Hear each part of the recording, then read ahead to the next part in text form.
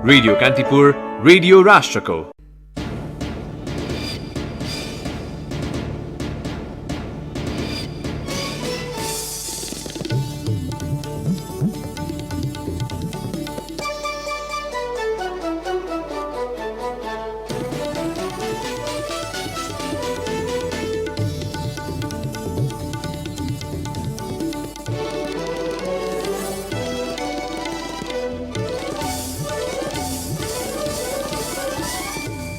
नेपालको 2 दिने भ्रमणमा रहेका भारतीय विदेश सचिव श्रृङ्खला काठमाडौँ ओर्लिए लगत्तै विभिन्न भेटघाट तथा बैठकमा व्यस्त।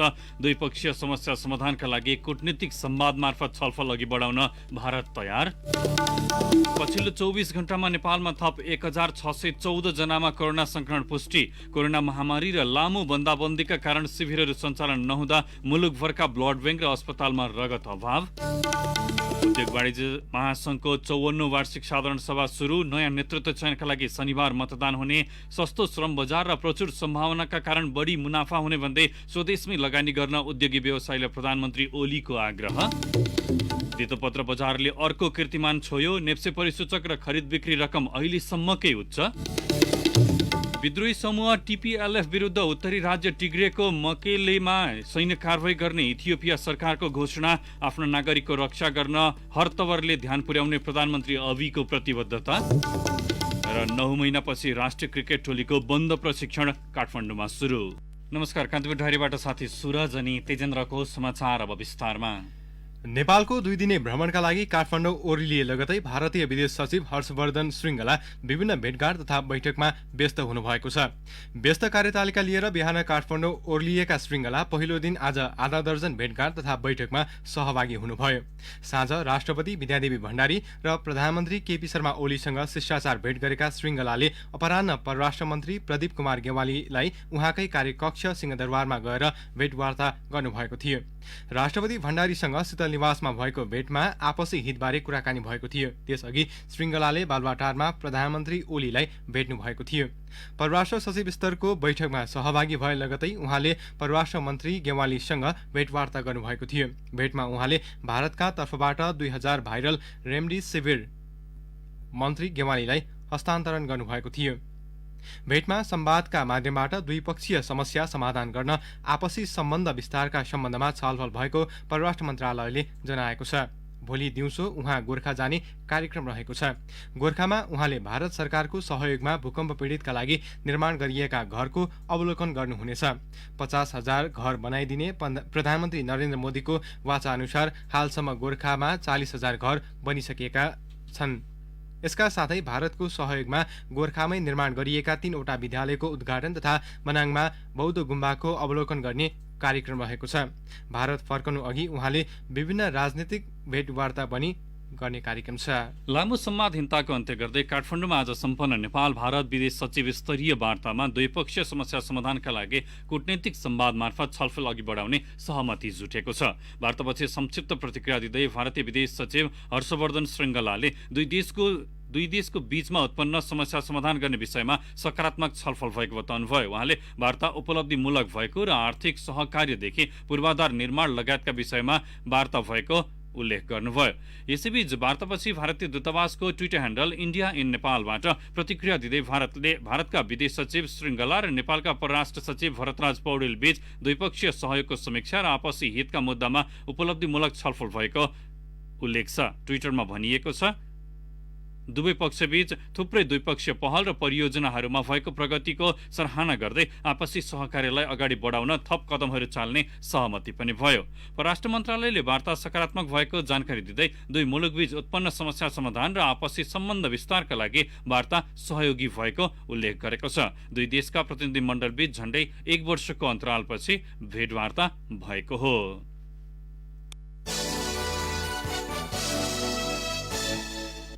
पछिल्लो 24 घण्टामा नेपालमा थप 1614 जनामा कोरोना संक्रमण पुष्टि भएको छ। स्वास्थ्य तथा जनसङ्ख्या मन्त्रालयका अनुसार योसँग नेपालमा कोरोना संक्रमितको कुल संख्या 2,27,640 पुगेको छ। काठमाडौँ उपत्यकामा 785 जना कोरोना संक्रमित थपिएका छन्। काठमाडौँमा 620, ललितपुरमा 114 र भक्तपुरमा 51 जना नयाँ संक्रमित भेटिएका हुन्। यसैगरी पछिल्लो 24 घण्टामा कोरोना संक्रमण मुक्त भएर 1437 जना डिस्चार्ज भएका छन्। नेपालमा हालसम्म कोरोना संक्रमण मुक्त हुनेको संख्या 2,09,435 पुगेको मन्त्रालयले जनाएको छ। सक्रिय संक्रमितको संख्या भने 16,793 छ। त्यसमध्ये होम आइसोलेसनमा 10,575 जना रहेको मन्त्रालयको तथ्याङ्क छ। 333 जनाको आइसियुमा र 56 जनाको भेन्टिलेटरमा उपचार भइरहेको छ। यस्तै पछिल्लो 24 घण्टामा नेपालमा थप 23 जनाको कोरोना संक्रमणबाट मृत्यु भएको मन्त्रालयले जनाएको छ। यो सँगै नेपालमा कोरोना संक्रमणबाट मृत्यु हुनेको संख्या 1412 पुगेको छ। अब कान्तिपुर सविस्तार। कान्तिपुर सविस्तार। गम्भीर प्रकृतिका बिरामीका लागि अत्यावश्यक रगतको अभाव मुलुकभर देखिएको छ। कोरोना महामारी र लामो बन्दाबन्दीको कारण शिविरहरू सञ्चालन नहुँदा मुलुकभरका ब्लड बैंक र अस्पतालमा रगतको मौजुदात सकिएको नेपाल रेडक्रस सोसाइटीले जनाएको छ। अरू बेला सजिलै उपलब्ध हुने समूहको रगत पनि अभाव हुँदा बिरामीलाई अस्पताल भर्ना गरेर आफन्त भने रगतको जोह गर्न दौडिनुपर्ने बाध्यतामा परेका छन्। आमाको शल्यक्रियाको लागि रगत जुटाउन काठमाडौँ पेप्सीको लागि सरू पोखरेल उपत्यकाका लगभग सबै जसो ब्लड बैंक धाउनु पर्यो। ब्लड बैंकहरूले रगत मौजुदात नरहेको बताएपछि उनले आफन्त र चिने जानेकालाई पनि गुहारिन्। एउटै समूहको रगत भएका व्यक्तिले पनि कोरोनाको त्रासले रक्तदान गर्न आनाकानी गरेको उनको अनुभव छ। हामीले चाहिँ एकदम दुःख पायौं अनि ब्लड बैंक पनि धेरै चार्यौं अनि त्यसपछि फेरि भएन अन्त मान्छेहरूलाई पनि अब अनलाइनमा पनि यताउता भनेर ओरेर बल्ल पायौं हामीले। फेरि अहिले यो कोरोना कारणले पनि अब ब्लडको एकदम अभाव रहेछ, मान्छेहरू दिने मान्छे नै कम होइन। कोरोना महामारी अघि वार्षिक देशभर 3 लाखदेखि 3.5 लाख युनिट रगत वितरण गर्दै आएकोमा यो वर्ष भने घट्ने रेड क्रस सोसाइटीले जनाएको छ। कुल आपूर्तिको 90% शिविरहरूबाट संकलन हुने गरेकोमा कोरोना महामारी पछि भने 50% भन्दा कममा झरेको छ। अहिलेको परिस्थितिमा नियमित रक्तदाताहरूलाई बोलाउनुका साथै बिरामीका आफन्तले नै जोहो गर्नुपर्ने बाध्यता देखिएको छ।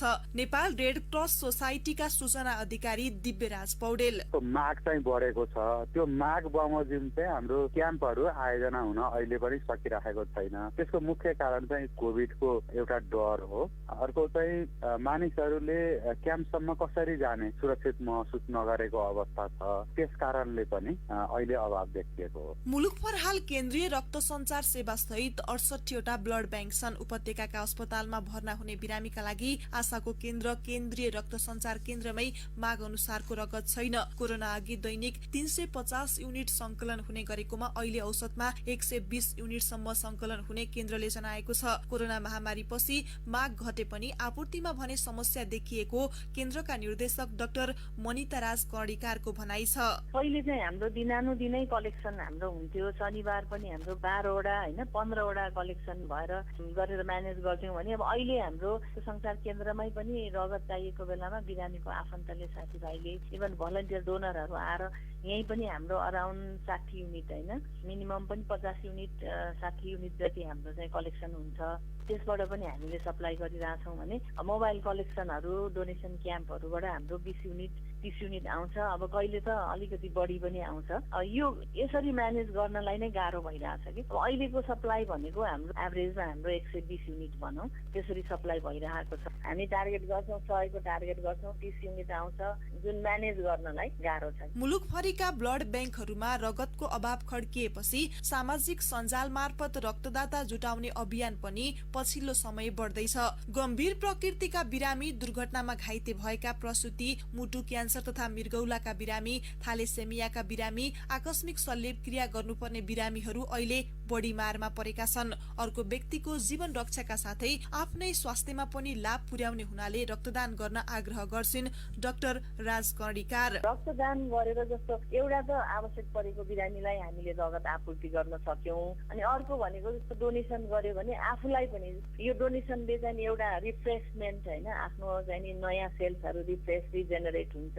अनि अर्को चाहिँ जस्तो हार्ट डिजिजहरू अनि हाइपरटेन्सनको प्रब्लम, लिपिडको प्रब्लम, कोलेस्ट्रोल युरिक एसिड पनि रिसर्चमा चाहिँ डोनेसन गरेकोहरूलाई चाहिँ यस्तो रोग चाहिँ नि नलागेको कि कमै देखा परेको भन्ने चाहिँ नि यो रिसर्चले पनि पत्ता लागेको छ। जुन कोभिड लागेर पछि फेरि चेक गरेर नेगेटिभ भएको 14 दिन पश्चात चाहिँ नि उहाँले डोनेसन गर्न सक्नुहुन्छ।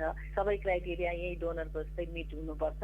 महामारी कायमै रहँदा तत्कालै धेरै क्याम्पहरू सञ्चालन गर्न नसकिए पनि बिस्तारै संख्या बढाउँदै लैजाने रेड क्रस सोसाइटीले जनाएको छ। एक सुस्थ व्यक्तिले 3 महिनाको अन्तरालमा रक्तदान गर्न सक्ने चिकित्सकहरू बताउँछन्। तपाई हाम्रो सानो सहयोगले पनि कसैको जीवन रक्षा गर्ने हुनाले सबैले सहयोग गर्नुपर्ने देखिएको छ। त्यसै भनिएको होइन रक्तदान जीवनदान भनेर। रेडियो कान्तिपुरका लागि केसुलामी छाने। कान्तिपुर सविस्तार। कान्तिपुर डायरीमा अब ब्रेकको पालो। कान्तिपुर डायरीमा अब बाँकी प्रसङ्ग। उद्योग वाणिज्य महासंघको 54औं वार्षिक साधारण सभा काठमाडौँमा सुरु भएको छ। प्रधानमन्त्री केपी शर्मा ओलीले आज दिउँसो बालवाटार स्थित प्रधानमन्त्री निवासमा महासंघको साधारण सभा उद्घाटन गर्नुभयो। पहिलो दिन आज उद्घाटन सत्र सम्पन्न भएको र भोलि बन्द सत्र सञ्चालन हुने महासंघले जनाएको छ। बन्द सत्र भोलि बिहान 10 बजे भर्चुअल माध्यमबाट सुरु हुनेछ। नयाँ नेतृत्व चयनका लागि पर्सि शनिबार बिहान 8 बजेबाट मतदान सुरु हुने महासंघले जनाएको छ। कोरोना महामारीका बीच सुदु साधारण सभामा सरकारले तोकेको सम्पूर्ण स्वास्थ्य मापदण्ड पालना गरिएको महासंघले जनाएको छ। साधारण सभाबाट आगामी कार्यकालका लागि वरिष्ठ उपाध्यक्ष सहित पदाधिकारी चयन हुनेछ। वरिष्ठ उपाध्यक्ष अर्को कार्यकालका लागि स्वतः अध्यक्ष बन्ने प्रावधानका कारण नयाँ नेतृत्वका लागि महासंघभित्र तीव्र प्रतिस्पर्धा छ। वरिष्ठ उपाध्यक्षमा चन्द्र ढकाल र किशोर प्रधान प्यानल सहित चुनावी प्रतिस्पर्धामा छन्। वर्तमान वरिष्ठ उपाध्यक्ष शेखर गोल्छाले आगामी आइतबार महासंघको नेतृत्व सम्हाल्नुहुनेछ। यसैबीच महासंघको साधारण सभा र निर्वाचन रोक्न माग गर्दै दायर रिटमाथि सर्वोच्च अदालतले अन्तरिम आदेश दिन अस्वीकार गरेको छ। महासंघको साधारण सभा र निर्वाचन रोक्न माग गर्दै अस्ति मंगलबार शिवशंकर शाहले जिल्ला प्रशासन कार्यालय काठमाडौँ समेतलाई विपक्षी बनाई सर्वोच्चमा रिट दायर गर्नुभएको थियो। सोही रिटमा सुनवाई गर्दै सर्वोच्चका न्यायाधीश पुरुषोत्तम भण्डारीको एकल इजलासले अन्तरिम आदेश नहुने फैसला गरेको हो। महासंघको साधारण सभा आज सुरु भइसकेको छ। विधानअनुसार वर्तमान कार्यकाल सकिएपछि महासंघको साधारण सभा गर्न लागिएकाले त्यसलाई रोक्न माग गर्दै शाहले रिट हाल्नु भएको थियो। महासंघको साधारण सभा अवैधानिक भएको दावी रिटकर्ताको छ। गत चैत्र 28 गते पदावधि सकिएसके अध्यक्ष भवानी राणा नेतृत्वको कार्य समिति स्वतः पदमुक्त भइसकेको भन्दै नयाँ तदर्थ समिति गठन गरेर निर्वाचन गर्नुपर्ने माग शाहको थियो। शाह महासंघको प्रदेश 2 का अध्यक्ष समेत हुनुहुन्छ। प्रधानमन्त्री केपी शर्मा ओलीले देशमा पुँजी निर्माण गरी बाह्य देशमा लगानी नगर्न उद्योगीहरूलाई आग्रह गर्नुभएको छ। नेपाल उद्योग वाणिज्य महासंघको 54औं वार्षिक साधारण सभाको उद्घाटन सत्रलाई सम्बोधन गर्दै प्रधानमन्त्री ओलीले उत्पादन बढाउने क्षेत्रमा लगानी गर्न आग्रह गर्नुभएको हो। अहिले देशभित्र उपयोग हुने अधिकांश वस्तु आयात गर्नुपर्ने भएकाले त्यसलाई प्रतिस्थापन गर्न पनि उत्पादन बढाउने क्षेत्रमा लगानी गर्न उहाँले उद्योगीहरूलाई आग्रह गर्नुभयो।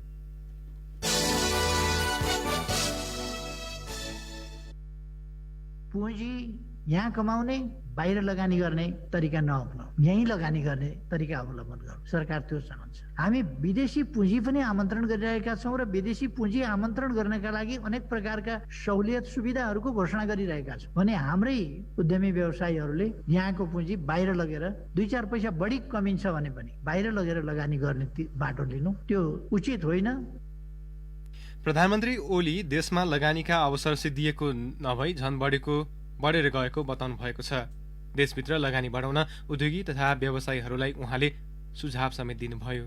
हाम्रोमा लगानीका अवसरहरू सिद्धिएका छैनन्। हाम्रोमा त झन् अवसर छ किनभने हामीसँग केही पनि छैन। त्यस स्थितिमा हामी छौँ। हाम्रोमा श्रम बजार सस्तो छ, त्यसकारण पनि यहाँको उद्यम बढी मुनाफामा जान सक्छ अन्यत्र भन्दा फेयरली गर्यो भने पनि। तर हामी के प्रयोजनका लागि बाहिरतिर लगानीका स्थानहरू खोज्छौँ भने त्यो सुल्टो बाटो हो। म यहाँहरूलाई आग्रह गर्न चाहन्छु, यहाँहरूलाई आवश्यक पर्ने सुविधा सहुलियत छुट कानुन बमोजिम जे दिन सकिन्छ मिल्न सकिन्छ या जे न्यायोचित हुन्छ त्यो कानुन बदलेर पनि हामी उपलब्ध गराउँछौँ। नेपालका सबै उद्योग व्यवसाय सेवा क्षेत्र कृषि पर्यटन क्षेत्रलाई साथ लिएर सहकार्य गर्न सरकार तयार भएको प्रधानमन्त्री ओलीले स्पष्ट पार्नु भएको छ। सरकार राष्ट्रिय पुँजी, राष्ट्रिय उद्योग र राष्ट्रिय पुँजीपतिहरूलाई सबल बनाउने पक्षमा रहेको प्रधानमन्त्री ओलीको भनाइ छ। हामी राष्ट्रिय पुँजीलाई अवश्य जोड दिन्छौँ, राष्ट्रिय उद्योगलाई जोड दिन्छौँ, राष्ट्रिय पुँजीपतिलाई जोड दिन्छौँ। भरसक बाह्य पुँजी हामीले हाम्रा उद्योगहरूमा, हाम्रा विकासका कामहरूमा ल्याउनै नपरे हुन्थ्यो नि। हाम्रै पुँजीपतिलाई हामीले त्यति सबल बनाउन पाएको भए अरू बाहिरकाले किन यहाँ आएर इन्भेस्ट गर्छन् भन्दाखेरि हामीले हाम्रा पुँजीपतिहरूलाई त्यस अनुसारका सक्षम बनाउन सकेनौँ, लगानी गर्न सक्ने हैसियतमा उठाउन सकेनौँ। त्यसकारण न हामीले बाह्य लगानी खोज्नु परेको होला। हामीले हाम्रैलाई सबल बनाउन सकेको भएदेखि त बाहिरका खोज्नै पर्दैन थियो होला। आज हामी खोजिकन वैदेशिक लगानी आमन्त्रण गरिरहेका छौँ। त्यसकारण तपाईँहरू विकास हुनुहोस्। प्रधानमन्त्री ओलीले सरकारले दलाल पुँजीवाद र नव उदारवादी पुँजीवादलाई प्रशय दिएको भन्ने आरोप भ्रमपूर्ण भएको समेत बताउनुभयो। कार्यक्रममा महासङ्घकी अध्यक्ष भवानी राणाले कोरोनाका कारण प्रभावित भएको औद्योगिक क्षेत्रको पुनरुत्थानका लागि सरकारले ल्याएको बजेट र मौद्रिक नीति मार्फत ल्याएको कार्यक्रम स्वागतयोग्य भएको भन्दै त्यसको प्रभावकारी कार्यान्वयनका लागि सरकारसँग आग्रह गर्नुभयो। संघीय संसदको सुनवाई समितिले समानुपातिक र समावेशी सिद्धान्तका आधारमा संवैधानिक निकायमा नियुक्तिका लागि कानूनी व्यवस्था गर्न सरकारलाई निर्देशन दिएको छ। सरकारबाट पछिल्लो समय भइरहेका नियुक्ति समानुपातिक र समावेशी नभएको भन्दै समितिले आज सरकारका प्रतिनिधिलाई बोलाएर सो निर्देशन दिएको हो। समितिको आजको बैठकले समानुपातिक र समावेशी आधारमा संवैधानिक र राजनैतिक पदमा हुने नियुक्तिका लागि विधेयक ल्याउने निर्देशन दिएको सभापति लक्ष्मणलाल कर्णले जानकारी दिनुभयो। कर्णले संवैधानिक र राजनैतिक नियुक्तिहरूमा आगामी दिनमा कुनै पनि प्रश्न नउठोस् भनेर सो निर्णय लिएको उल्लेख गर्नुभयो। महोत्तरीको बर्दिवासमा हत्या भएकी बालिका र प्रहरीको गोली लागि मृत्यु भएका बुद्धिराज नेउपानेको परिवारलाई नगरपालिकाले जनही 2,50,000 र रोजगारी दिने घोषणा गरेको छ। सोमबार मृत भेटिएकी बर्दिवास 14 की गुलाबशाह खातुन र उनको हत्या विरोधमा मंगलबार भएको प्रदर्शनमा प्रहरीको गोली लागि मृत्यु भएका बर्दिवास 1 का नेउपानेको परिवारलाई नगरपालिकाले राहत रकम र परिवारको एक दक्ष व्यक्तिलाई रोजगारी दिने भएको हो। बर्दिवासमा आज पत्रकार सम्मेलन गर्दै नगर प्रमुख विदुर कुमार कार्कीले बालिका हत्या र त्यसपछिका सबै घटनाको न्यायिक छानबिन गर्ने प्रतिबद्धता व्यक्त गर्दै नेउपानेलाई शहीद घोषणाका लागि सरकार समक्ष आग्रह गर्ने बताउनुभयो। प्रमुख कार्कीले घटनामा आवेग र आक्रोशमा नभई विवेक र धैर्यतापूर्वक न्यायका लागि खबरदारी गर्न नगरवासी र सम्बद्ध पक्षसँग अपिल समेत गर्नुभयो।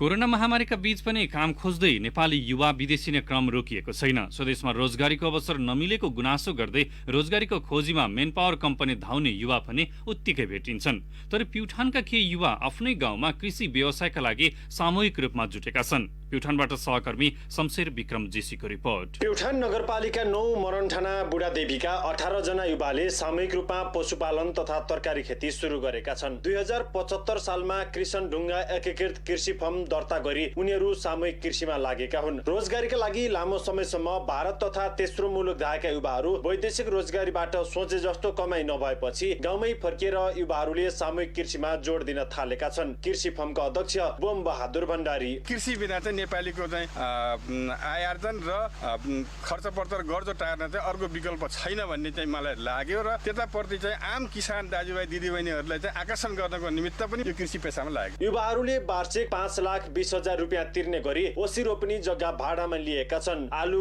अदुवा, टमाटर, काउली, बन्दागोपी, साग लगायत मौसमी तथा बेमौसमी तरकारी लगाइएको छ। साथै बाख्रा, गाई, भैँसी, माछा र लोकल कुखुरा समेत व्यावसायिक रूपमा पालेका छन्। उत्पादित कृषि तथा पशु उपजको बजारीकरणमा कुनै समस्या नभएको युवा किसान दिपेन्द्र केसी बताउँछन्। सिजन अनुसारको चाहिँ 50-60 किलो तरकारी चाहिँ हाम्रो फर्मबाट उत्पादन भएर हाम्रो नजिकको छिमेकी बजारहरूमा बागडुला बिजुवारमा हाम्रो दैनिक खरिबोट बजारमा गइरहेको छ। 32 लाख लगानीबाट सुरु भएको व्यवसाय राम्रो हुँदै गएको त छ नै, स्थानीयलाई रोजगारी समेत मिलेको छ। स्थानीय हिमा जीसी र ईश्वर नेपाली वर्षबाट दिदीबहिनीका लागि रोजगारी सिर्जना भएको छ। जस्तो तरकारी खेतीको लागि गोडमेल गर्दा, बेरमा राख्दा, टमाटरहरूको जाल राख्ने काम, अनि टमाटर खेतीकै लागि गोडमेल गर्ने कामहरू हैन, अब घाँस काट्ने कामहरू, गाई भैँसीहरूको लागि मल फाल्ने कामहरू भयो, तरकारीलाई कुटो लगाउने कामहरू भयो। सहज हातमा नजिक पुगेपछि यहाँबाट 8-10,000 रुपियाँ कमाइ पनि गरिरहेछ, जान छोरीको रेखदेख पनि गरिरहेछ। इन्डियामा भन्दा यहाँ धेरै राम्रो अब गरिरहेको पनि छ र पाइएको पनि छ। फर्ममा तरकारी र दुधबाट मासिक 1 लाख रुपियाँ र माछा तथा पशुपालनबाट 70,000 सम्म आमदानी हुने गरेको छ। यसरी सामूहिक सामूहिक वा एकल रूपमा कृषि व्यवसायमा लाग्ने युवालाई सरकारले विभिन्न सहयोगहरू पनि उपलब्ध गराउँदै आएको छ। एकीकृत कृषि तथा पशुपन्छी विकास कार्यालय प्युठानका प्रमुख डाक्टर उत्तम आचार्य, विभिन्न कार्यक्रम अन्तर्गत विभिन्न स्किममा चाहिँ अनुदानको कार्यक्रमहरू छ। अब सामान्यतया हेर्दाखेरि हामीले धेरै जसो कार्यक्रमहरूमा 50% मिनिमम अनुदानको व्यवस्था भएको छ। सामूहिक कृषि व्यवसायमा लागेका प्युठानका युवा रोजगारी छैन भन्दै विदेश पलायन हुनेहरूको लागि गतिलो उदाहरण बनेका छन्। विदेशमा बगाउने पसिना देशमै बगाई यहीबाटै राम्रो आमदानी लिन सकिन्छ, तर त्यसका लागि सरकारको दरिलो साथ आवश्यक छ। रेडियो कान्तिपुरका लागि शमशेर विक्रम जोशी, मरणठाना, प्युठान।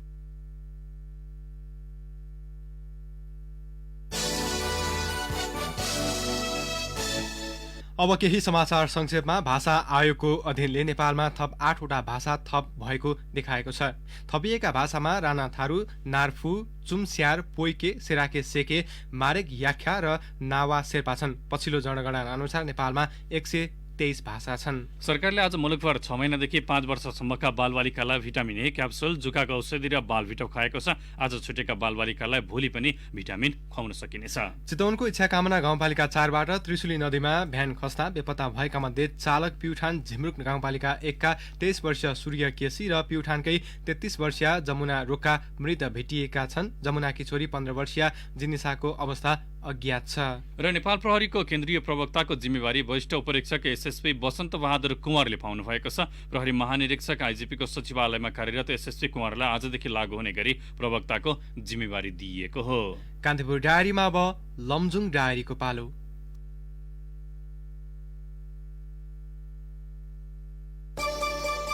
लमजुङ डायरीबाट आस गुरुङको नमस्कार। लमजुङको बेसी सहरदेखि मनाङ जोड्ने एकमात्र बेसी सहर चामे सडकमा यही आर्थिक वर्षदेखि कालोपत्रे सुरु हुने भएको छ। सडक विभागका महानिर्देशक केशव कुमार शर्माले चालु आर्थिक वर्षदेखि नै कालोपत्रे सुरु हुने गरी प्रक्रिया अघि बढाएको बताउनुभयो। शर्माका अनुसार 65 किलोमिटर लामो सडकको लमजुङ खण्डमा पर्ने पुमाखोला, मर्स्याङदी, खोदी लगायतका स्थानमा यसै वर्ष 8वटा पुल निर्माण थालिनेछ। बेसी सहर नगरपालिकाका 13वटा माध्यमिक र 3वटा आधारभूत तथा मर्स्याङदी गाउँपालिकाले 15 विद्यालयका छात्रलाई सेनिटरी प्याडको व्यवस्था गरेका छन्। विद्यालयमा अध्ययनरत छात्र महिनावारी भएकै कारण विद्यालय जान वा पढाइलाई बिचैमा छोडेर हिँड्नु नपरोस् भनेर सेनिटरी प्याडको व्यवस्था गरिएको उनीहरूको भनाइ छ। बेसी सहरले 16वटा विद्यालयमा अध्ययनरत 1725 छात्रका लागि 9655 थान र मर्स्याङदीले कक्षा 6 देखि 12 कक्षासम्मका छात्रका लागि 8040 प्याकेट सेनिटरी प्याड विद्यालयमा पठाएको छ। पर्यटकीय गाउँ सिउरुङमा सुरक्षाका सबै मापदण्ड अपनाउँदै पर्यटक आगमनका लागि खुला गरिएको छ। गाउँ आउनेलाई जरिवाना गर्ने निर्णय फिर्ता लिँदै सिउरुङवासीले यसै साताबाट पर्यटक आगमनका लागि गाउँको गेट खोलेका हुन्। मर्स्याङदी गाउँपालिका 3 मा पर्ने सिउरुङ गाउँ बन्द भएको झण्डै 8 महिनापछि खुला गरिएको सिउरुङ पर्यटन व्यवस्थापन उपसमितिका सचिव उमर बहादुर गुरुङले बताउनुभयो। कोरोना संक्रमणका कारण जिल्लामा मृत्यु भएका 5 मध्ये 3 जना मध्य नेपाल नगरपालिकाका छन्। मध्य नेपाल नगरपालिका 7 की 87 वर्षीय वृद्धको संक्रमणकै कारण पोखरामा मृत्यु भएको छ। यसअघि सोही नगरपालिका 2 को 47 वर्षीय पुरुष र 52 वर्षीय पुरुषको ज्यान गएको थियो। कोरोना संक्रमणले ज्यान जानेमा बेसीसर नगरपालिका 2 का 56 वर्षीय पुरुष र सोही नगरपालिका 5 का 71 वर्षीय पुरुष रहेको स्वास्थ्य कार्यालयले जनाएको छ।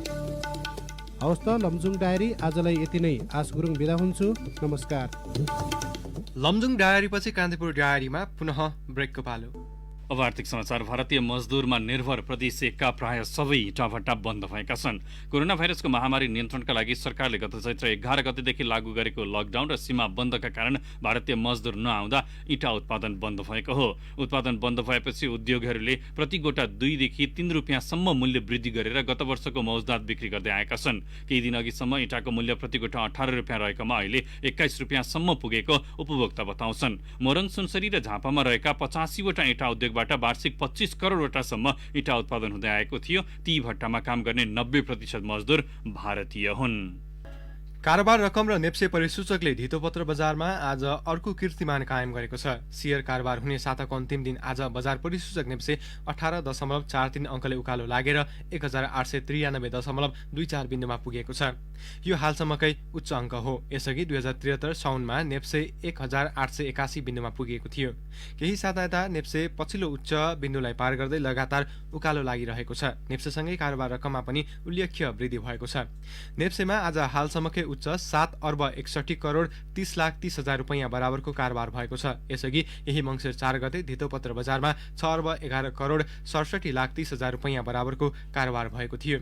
तीव्र उतार चढावका बीच कारोबार भएको नेप्सेमा आज कुल 200 कम्पनीका 70,303 कारोबारबाट 1,71,88,079 किता सेयर किनबेच भए। नेप्सेमा आज कारोबार भएका ब्याङ्किङ, जलविद्युत, उत्पादनमूलक, म्युचुअल फन्ड र अन्य बाहेक बाँकी सबै कम्पनी समूहको विसूचक ओह्रालो लागेको छ। ब्याङ्किङ समूह 37.76, जलविद्युतको 6.82, अन्य समूहको 15.36 र म्युचुअल फन्ड समूहको 0.7 अङ्कले बढेको छ। कारोबार हुने साताको अन्तिम दिन आज सबैभन्दा धेरै नेपाल पुनर्बिमा कम्पनीको कारोबार भएको छ। सो कम्पनीको 58,13,17,178 रुपैयाँ बराबरको कारोबार भएको छ।